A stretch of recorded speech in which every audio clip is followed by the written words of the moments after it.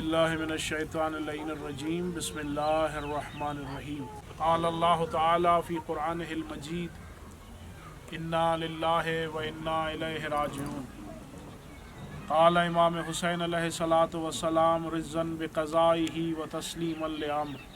سب سے پہلے میں تمام ارباب صحافت اور قلم کی اس دنیا سے وابستہ معززین کا شکریہ ادا کرتا ہوں کہ آپ نے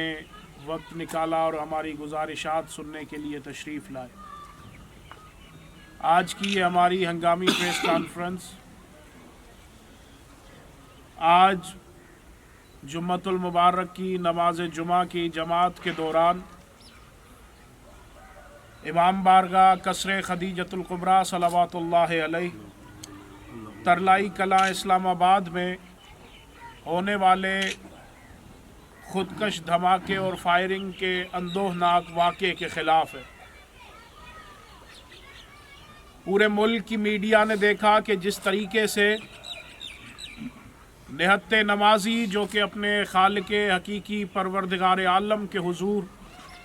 نماز جمعہ ادا کرتے ہوئے سرو سجود تھے، جس طریقے سے ان نمازیوں کو خون میں نہلا دیا گیا۔ اسلام آباد کی مسجد خدیجۃ الکبریٰ ترلائی کلاں اسلام آباد میں 100 سے زیادہ مومنین نمازیوں کی لاشیں تڑپ رہی تھی۔ وہ تڑپتی ہوئی لاشیں حکومت وقت سے سوال کر رہی تھی،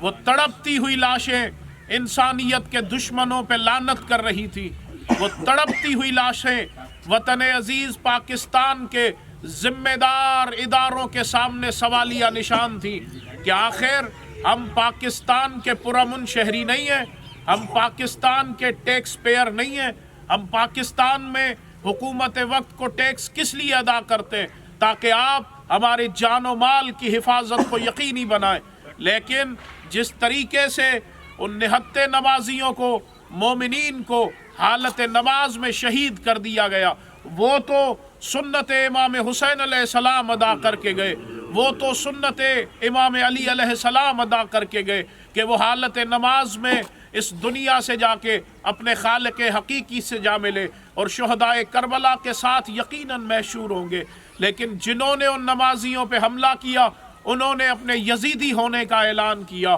انہوں نے اپنے آپ کو قاتلان امام حسین علیہ السلام کی فہرست میں شامل کرنے کے لیے یہ آج کا جو عمل دہرایا ہے، ہم اس کی پرزور مذمت کرتے ہیں۔ اور قائد ملت جعفریہ آغا سید حامد علی شاہ موسوی النجفی کی پرامن پالیسی پہ اب تک ہم گامزن ہیں۔ ہمیں پاکستان کا امن ہر صورت میں عزیز ہے۔ ہم جانتے ہیں کہ یہ اس طرح کے واقعات کرنے والے پاکستان کے دشمن ہیں، اور پھر یہ واقعہ اس وقت ہو رہا ہے جس وقت غیر ملکی ڈیلیگیشن پاکستان میں، اور جب دارالخلافہ میں غیر ملکی ڈیلیگیشن کے وقت امن و امان کی یہ صورتحال ہے، تو پھر اگر عام دنوں میں دیکھا جائے تو پھر تو حکومت وقت کے ان اقدامات میں فاتحائی پڑھ لینی چاہیے کہ جس طریقے سے اگر آپ نمازیوں کو حفاظت نہیں دے سکتے، نمازیوں کے تحفظ کو یقینی نہیں بنا سکتے، تو پھر آپ کو مسلمان کہلانے کا بھی حق نہیں ہے۔ لہٰذا میں حکومت وقت سے مطالبہ کرتا ہوں کہ 24 گھنٹوں کے اندر جو بھی دہشت گرد ہیں، جو بھی اس واقعے میں ملوث ہیں، انہیں کیفر کردار تک پہنچایا جائے، اور جو زخمی اس وقت اسلام آباد کی مختلف ہاسپٹلز میں ان کے بہتر علاج کے لیے احسن سے احسن اقدامات کیے جائیں۔ ہم ایک بات واضح کر دینا چاہتے ہیں کہ یہ آج ہم نے 100 لاشیں اٹھائے، لیکن اگر 1000 لاشیں بھی اٹھانے پڑے تو ہم کربلا کی راہ کے راہی ہے۔ کربلا نے ہمیں استقامت بخشی ہے، ہم خون سے فتح یاب ہونا جانتے، لہٰذا ہم یہ اعلان کر دینا چاہتے کہ جتنے بھی کل عدم گروہ ہیں پاکستان کے ریاستی ادارے، کیا اندھے اور بہرے؟ پاکستان کی حکومت کیا اتنی کم عقل اور کم علم ہے؟ انہیں پتہ نہیں ہے کہ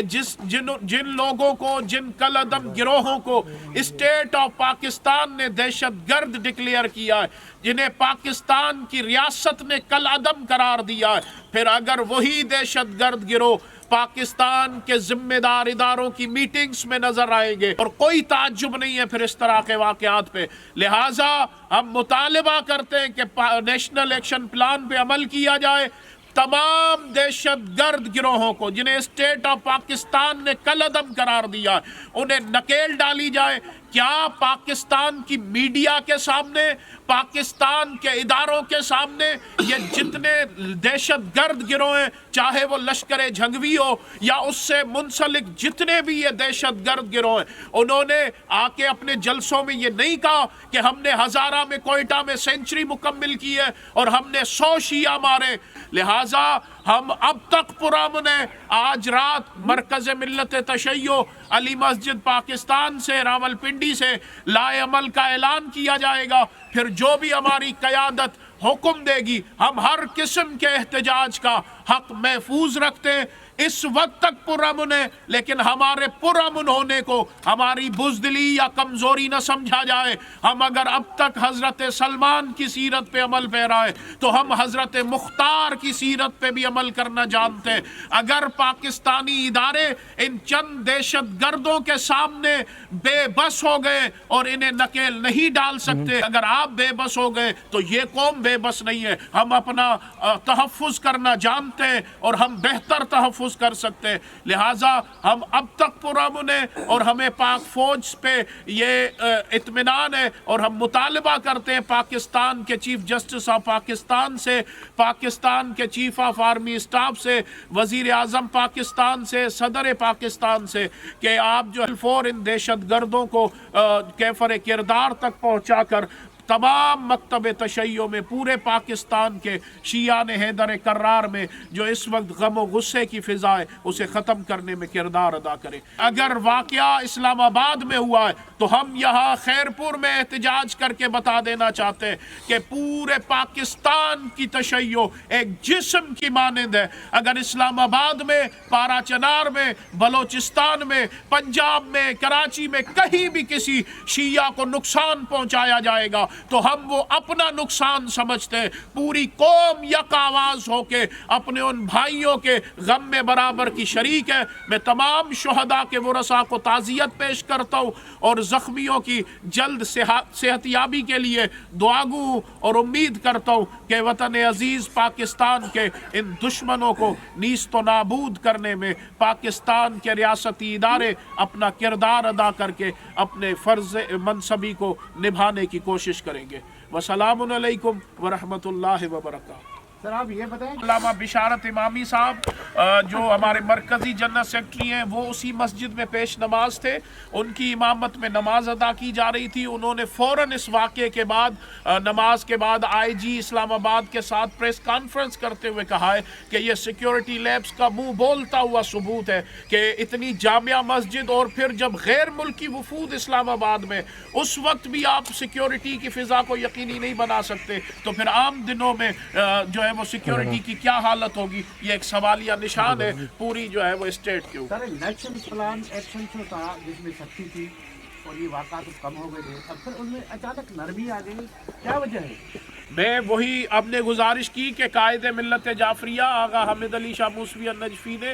بارہا اپنی پریس کانفرنسز میں کہا کہ پاکستان میں امن کی فضا اسی وقت تک بحال ہو سکتی ہے جب نیشنل ایکشن پلان کی روح پہ عمل کیا جائے اور من و ان اس کی تمام شقوں پہ عمل کیا جائے۔ نیشنل ایکشن پلان کی واضح طور پہ یہ پوائنٹ ہے جو اسٹیٹ نے جاری کی کہ جو بھی دہشت گرد گروہ ہیں ان کے ناک میں نکیل ڈالی جائے، لیکن وہ دناتے ہوئے دکھائی دے رہے ہیں۔ تو یہ بھی ایک پاکستان کے ریاستی اداروں کے ان انتظامات پہ ایک سوالیہ نشان۔ سر بلوچستان کے بعد یہ بڑا واقعہ ہوا ہے جو اسلام آباد میں ہوا ہے، کیا سمجھتے ہیں حکومت کو کیا کرنا چاہیے؟ بلوچستان والے واقعے کے بعد جیسے ہی بلوچستان کی صورتحال ہوئی، ہم نے کل اسلام آباد میں اسلام آباد کے مرکزی شاہراہوں پہ افواج پاکستان کی حمایت میں احتجاج کیے، اور ہم نے کل پورے ملک میں تحریک نفاذ فقہ جعفریہ کی جانب سے بلوچستان میں ہونے والی بربریت کے خلاف احتجاج کیے، اور ہم نے یہ بات واضح کی کہ ہم ہر صورت میں اپنے اداروں کے ساتھ کھڑے اور پاکستان میں امن چاہتے اور مظلومیت کے ساتھ مظلومیت اسلامیت کے دفاع میں ہم کردار ادا کریں گے. ہم تو یہی جو ہے وہ سمجھتے ہیں کہ جس طریقے سے بلوچستان میں اور کراچی میں اور مختلف جگہوں پر اس طرح کے واقعات کر کے پاکستان کی سالمیت کو نقصان پہنچانے کی کوشش کی جا رہی ہے. سر کیپٹل جو ہے پاکستان کا کیپٹل ہے وہاں بھی اتنی سیکورٹی لیس بڑا واقعہ تو ذمہ دار کون ہے آپ کے نظر میں؟ میں وہی عرض کر رہا ہوں کہ یہ اسٹیٹ کی ذمہ داری ہے, یہ ان اداروں کی ذمہ داری ہے جنہیں ہم پاکستان کے شہری ٹیکس پے کرتے ہیں, اسی لیے تاکہ وہ ہمارے جان و مال کی حفاظت کو یقینی بنائیں. اور اگر اس طرح کے واقعات کیپٹل میں ہو رہے ہیں, اور میں ایک طرف جو ہے وہ ضروری سمجھتا ہوں توجہ مبذول کرانا کہ کل سے سیون شریف میں حضرت لال شہباز قلندر کا عرس مبارک شروع ہو رہا ہے, اور اس پہ نہ صرف پورے پاکستان سے بلکہ پوری دنیا سے ماتمی سنگتیں آتی ہیں اور وہ عزاداری برپا کرتی ہیں. 18 19 20 کا جلوس جو پوری دنیا کے ماتمی اس میں آتے ہیں, تو ہم یہ سمجھتے ہیں کہ یہ اسلام آباد والا واقعہ, اس کے بعد سیون شریف میں سیکیورٹی کو ہائی الرٹ کیا جائے تاکہ دوسرا کہیں بھی پورے پاکستان میں اس طرح کا کوئی معاملہ درپیش نہ آئے. اچھا آپ آنے والا لامل کا کتنے ٹائم میں جو ہے نا ٹائم کے بعد جو ہے اعلان کریں گے؟ آج مغرب کے بعد مرکز ملت تشیع علی مسجد سے